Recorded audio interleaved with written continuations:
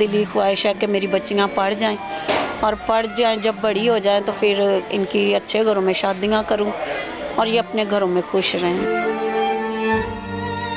हमारे साथ आज मौजूद हैं राहील, और ये एक टांग से माजूर हैं, रिक्शा चलाती हैं और अपनी 3 बच्चियों का पेट पालती हैं।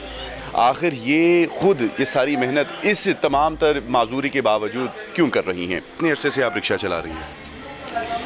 मुझे 6 माह हो गए। 6 माह हो गए हैं। ये माजूरी कैसे हुई? ये तब मैं 4 साल की थी, रेलगाड़ी के नीचे कट गई थी। रिक्शा चलाने का ख्याल कैसे आया? आप कोई और काम भी तो कर सकती थी, सिलाई कढ़ाई वगैरह कुछ और काम भी कर सकती थी।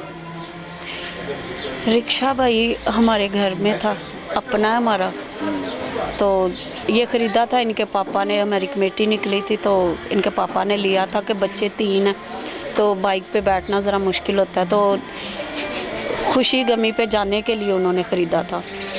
तो लेकिन उनके जाने के बाद फिर मुश्किल होती थी तो बेचने लगी थी मैं। तो एक अंकल हमारे मोहल्ले में रहते हैं, अंकल मन्ना, उन्होंने फिर मुझे सलाह दी। उन्होंने कहा कि बेचो ना, बेच के कितने दिन खा लोगे। उन्होंने कहा कि बेटा आप खुद क्यों नहीं सीख लेते। तो मैंने कहा कि मतलब रिक्शा है, इतना वज़नी होता है, हैंडल उसका वज़नी है, तो मैं कैसे संभालूँगी। तो अंकल ने मुझे हिम्मत दी, उन्होंने कहा बेटा मैं सिखाऊंगा तुझे, क्यों मुश्किल है, कोई मुश्किल नहीं है, तो आराम से चलाएगी। तो खुदावंद का शुक्र है कि फिर मुझे अंकल मन्ना ने सिखाया, तो मेरे लिए अब ये टेंशन मेरी रिलीज़ हो गई है कि बच्चों को लेके जाना होता था ना कहीं पे भी, तो मुझे रिक्शा बाइट से करवाना पड़ता था, तो फिर किराए की भी टेंशन होती थी।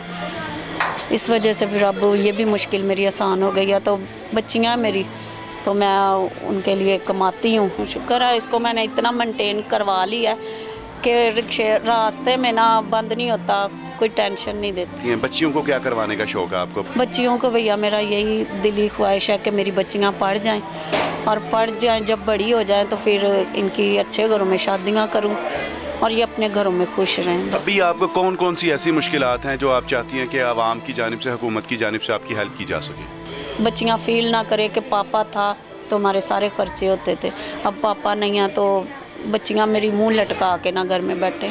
किसी फंक्शन में या किसी के घर जाते हैं तो तब भी मेरी बच्चियाँ अपने आप को कमतर महसूस ना करें, मेरी कोशिश यही होती है। तो जितना भी हो सकता है मैं इसको चलाती हूँ ताकि इनके अखराजात मैं कर सकूँ जहाँ तक हो सके। आखिर में क्या पैगाम आप देना चाहेंगी इस वक्त, किसी से कोई हेल्प करने की या अपील करने की, कोई भी आप इस वक्त हदफ का प्लेटफॉर्म आपके सामने है?